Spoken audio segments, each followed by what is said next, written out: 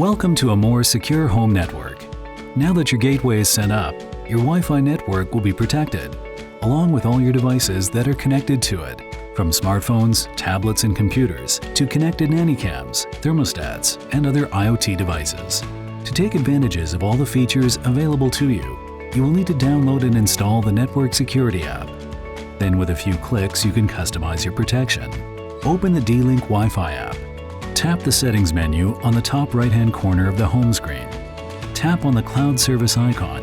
If you do not have a D-Link Cloud Services account, tap the Sign Up with Email button or continue with your Facebook or Google account.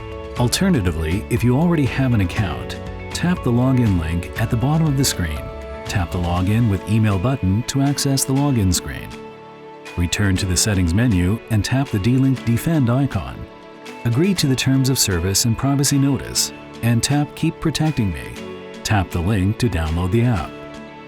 Once the app has finished downloading, return to the Settings menu of the D-Link Wi-Fi app and tap the D-Link Defend icon to launch your Network Security app.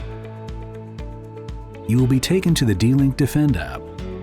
A window will pop up asking for permission to send you notifications about your network security.